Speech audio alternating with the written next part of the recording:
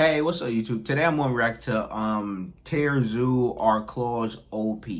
But let's get into a full reaction, man. TierZoo be making some funny ass fucking videos. But let's see if Claws are OP, man.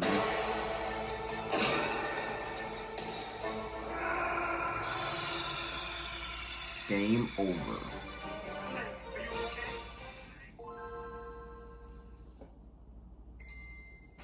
When speccing your character, it's important to choose equipment that integrates well with your chosen build's combat style and minimizes its inherent vulnerabilities. Facts. Weapons like horns and fangs are capable of inflicting massive damage, but using them in battle can leave a player vulnerable to counterattacks, and their value is mostly limited to 1v1 situations. Balancing the risk and damage potential of launching an attack is a key strategic consideration when equipping any type of weapon.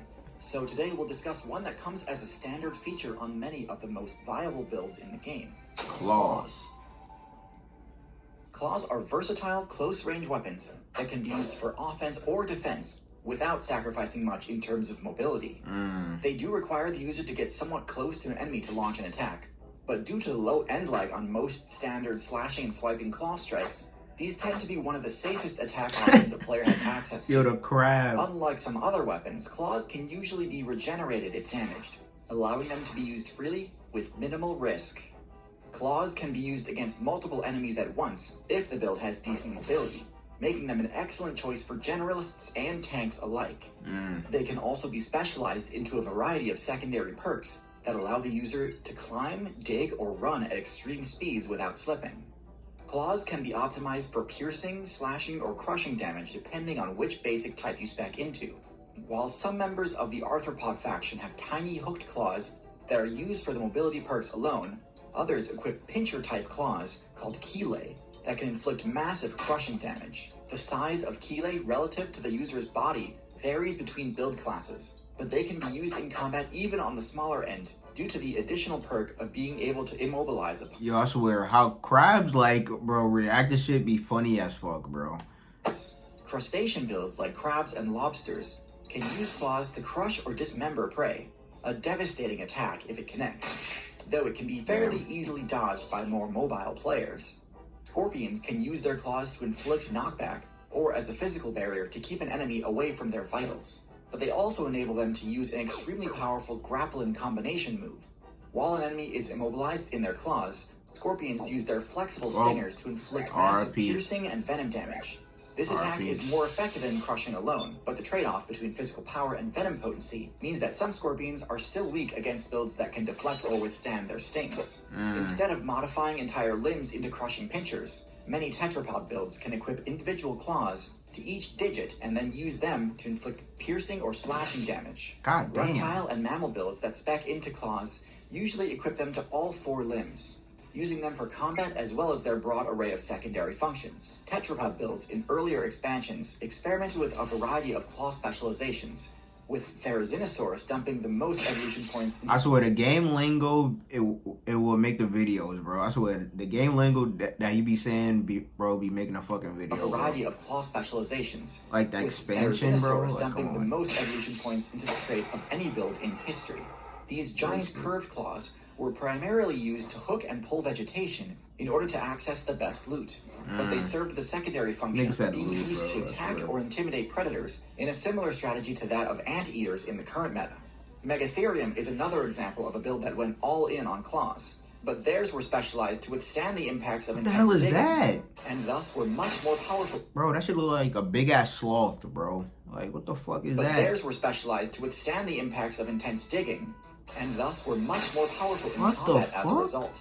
Although Megatherium were large enough to repel most enemies using intimidation alone, bro, what the fuck is that, succeeding in a meta where Smilodon were the apex predators meant that their claws needed to be ready for serious action when necessary. While Thenocerosaurus and Megatherium are no longer playable builds, the basic tetrapod claw specializations that they pioneered are still influential in today's meta. While some mammal variants spec into nails or hooves instead... What a fucking sloth is for a fucking evolved form or whatever that big bear shit look like, bro. In today's meta. Oh, fucking dinosaurs, While man. some mammal variants spec into nails or hooves instead, Claws are still an extremely common limb equipment choice and are used for everything from climbing and foraging to attacking enemies. Facts. Digging is a common specialization for mammal players, kangaroo. with builds like the armadillo and anteater leveraging their claws to access hard-to-reach resources. At the extreme end of this ability, moles use their long, thick claws and sensory modifications to complete their entire playthroughs in subterranean maps, where they can farm out invertebrate players for XP. Other mammal builds spec into lighter claws to preserve dexterity and use them more in a generalist fashion, but this means they can only inflict minor scratch damage in combat situations. The cloven hooves of even-toed ungulate builds like pigs and deer technically are claws as well, which add cutting edges. Oh, that's interesting. I never knew that hooves would be counted as fucking claws as well. That's interesting. Powerful limbs and increase the damage inflicted by kicks. Mammals in the carnivora faction all have claws, but only some are fully dependent on them to take down enemies. Felids have extremely sharp claws that retract when not in use, conserving their durability and allowing them to move silently when preparing to ambush an opponent. These claws provide additional traction and therefore movement speed when extended, but more importantly, they greatly increase both the damage and grappling capability of these felids. This grappling can be used in a deadly combination where claws immobilize an opponent so the user can safely inflict lethal bite damage. They are also remarkably effective for climbing, which opens up access to areas of the map that other carnivore builds can't reach. With some of the best speed and power stats in the game, felids are absolute killing machines that use claws to decimate bird and mammal player bases. For builds which lack the ability to retract their claws, the repeated contact with the ground causes them to become dull and less useful for climbing or combat, but they do still provide solid mobility bonuses. Since bird forelimbs are modified into wings, most avian builds can only equip functional claws to their feet. Hoatzin. Bro, nigga tried to take his food, bro. Bro, he clawed this nigga whole beak, bro. To wings. Nigga trying to take his food. Builds can only equip functional claws to their feet. Nigga said, nigga, what? Have the unique ability to equip claws to their forelimbs that are used for climbing. Bro, nigga try to come into his fucking domain, bro. Levels in favor of flight, and all other birds are restricted to hind limb claws only.